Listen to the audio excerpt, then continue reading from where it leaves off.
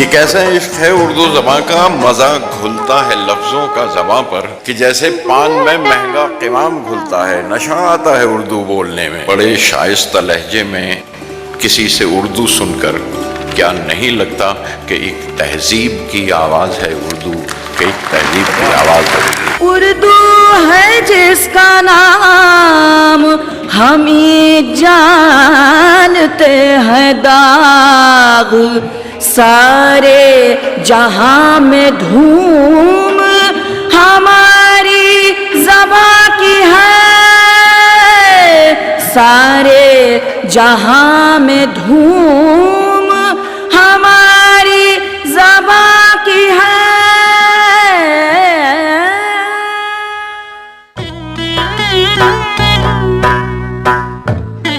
उर्दू वो जुबान है जिसने उल्फत व अखुवत का दर्स दिया, जिसने रवादारी सिखाई, जिसके लफ्ज लफ्ज में वालेहानापन और मिठास है।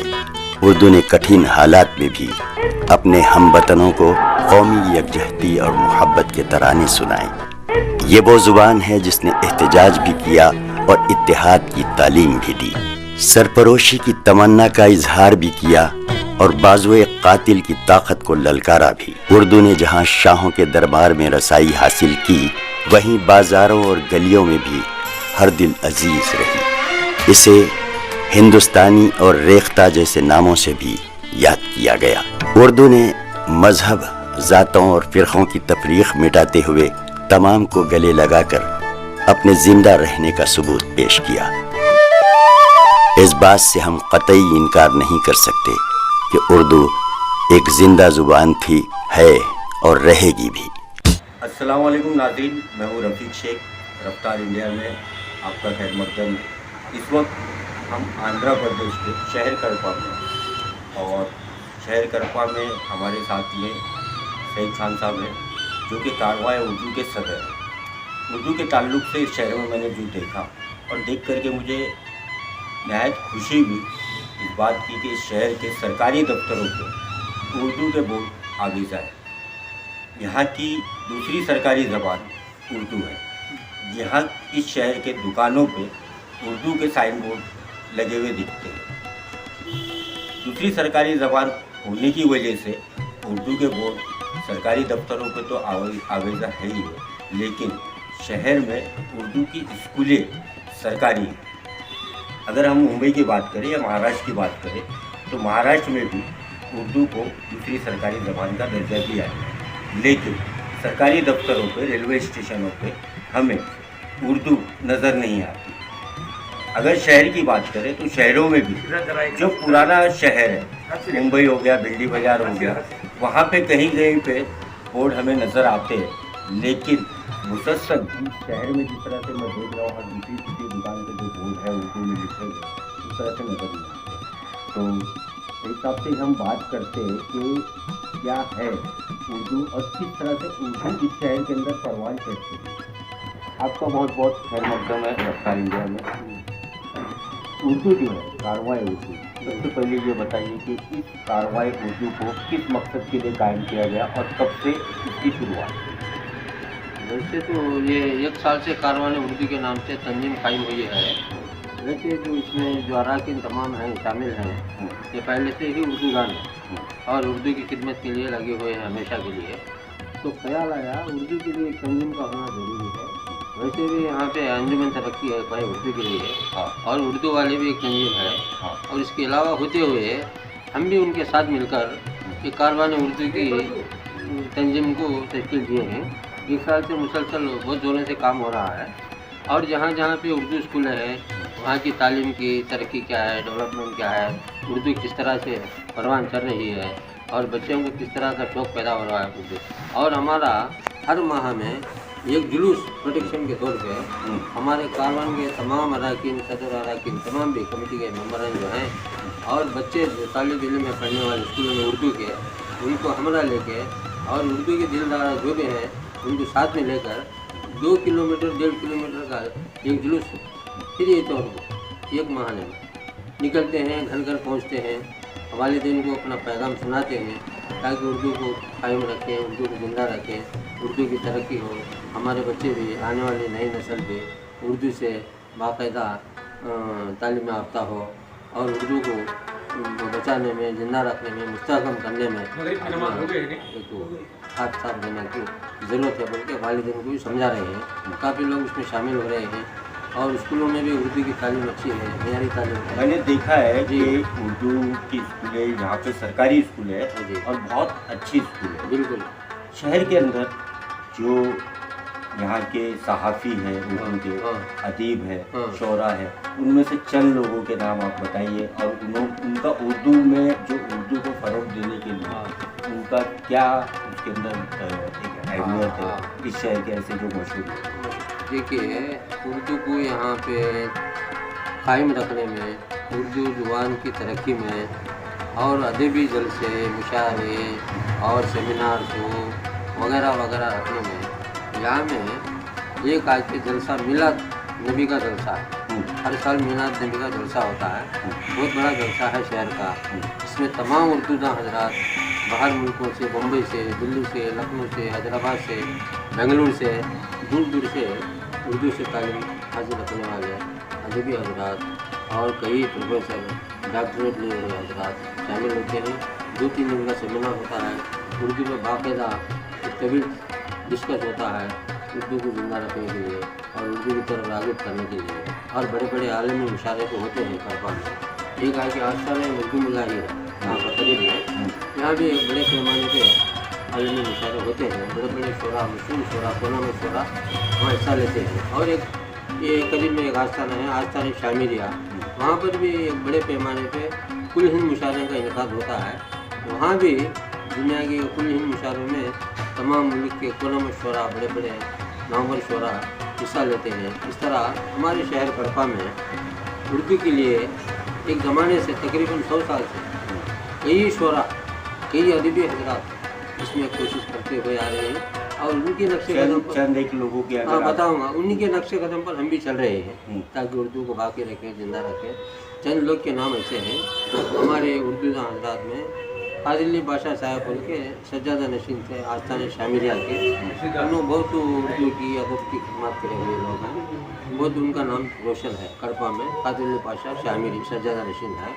और यहाँ आस्थान मखदूमुल्लाह में कई बुजुर्गान दिन आस्थान से वाबस्ता हैं, उन्हें भी उर्दू के लिए, उर्दू की तरक्की के लिए, उर्दू की हमारी कोशिश करें हैं वो लोग भी।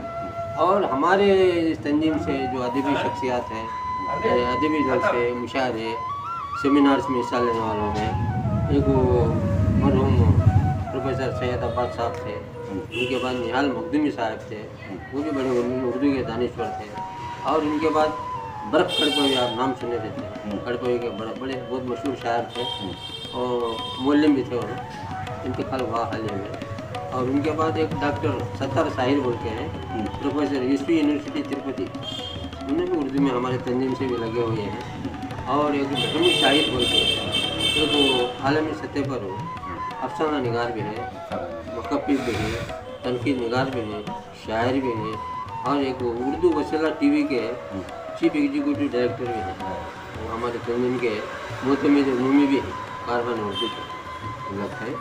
और इसी तरह ये सत्तार भेज नबी शहर के उर्दू के कुछ सहाफ़ी हजरात जो पुराने सहाफ़ी है या जी और किस अखबार से ताल्लुक़ रखते हैं। हाँ, वो हमारे उर्दू के सहाफ़ी जो हैं हमारे यूसुफ सफ़ी बोल के हाल ही में इंतकाल हुआ उनका। वो पुराने कदीम ज़माने से उर्दू खिदमत में अपने सहाफ़त की खिदमत अंजाम देते हैं। यूसुफ सफ़ी साहब, यूसुफ सफ़ी साहब शायर भी थे और ड्रामा नवीस भी थे और सहाफ़ी भी थे। उनके बाद अभी सत्तार फैजी बोल के हैं, वो भी सहाफ़त में काम अपना अंजाम दे रहे हैं।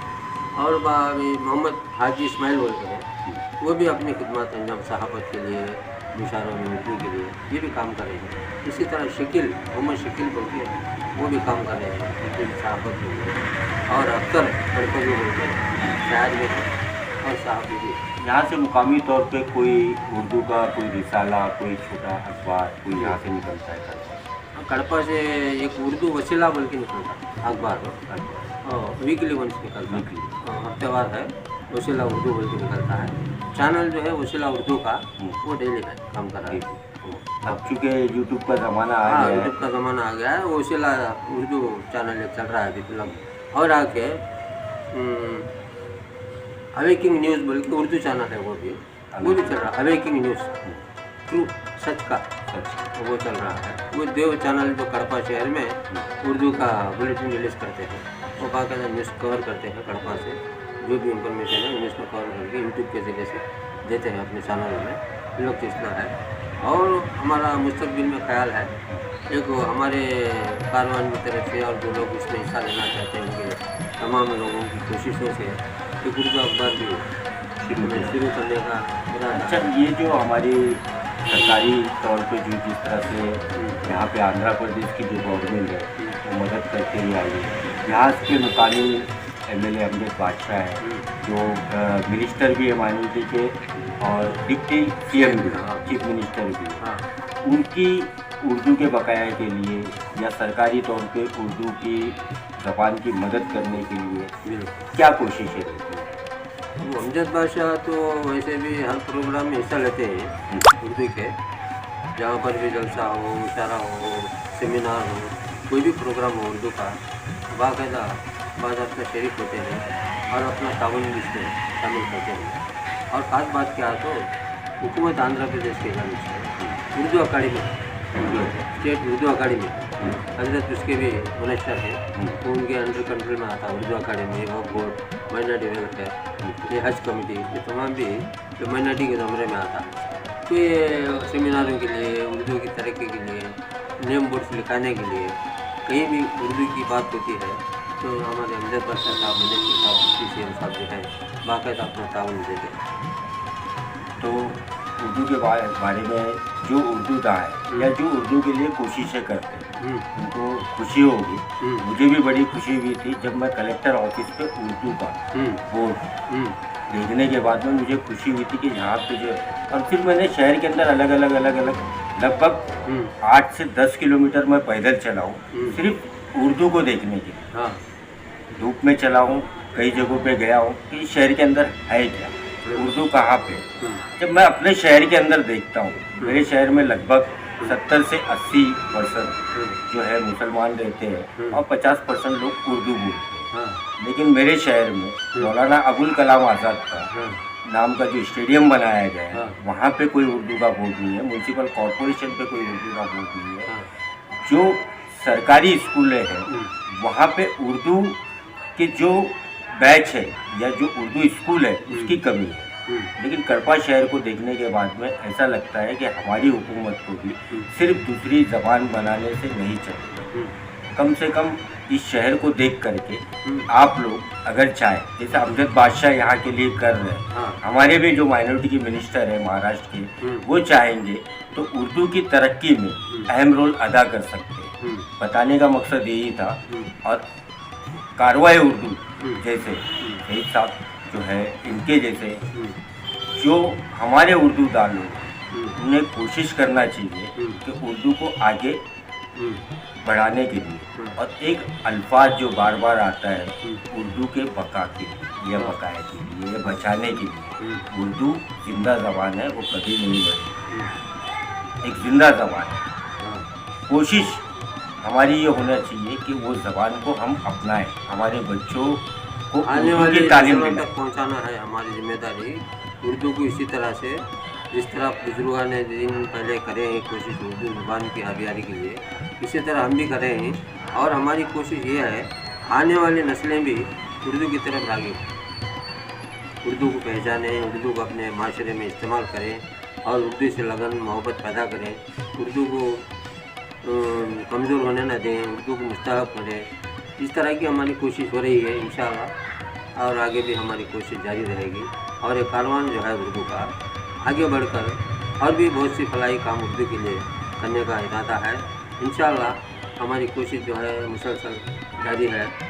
आप लोगों का भी साथ इसमें शामिल है। इंशाअल्लाह हमें उम्मीद है और भी अच्छे अच्छे काम हमें उर्दू के लिए करेंगे।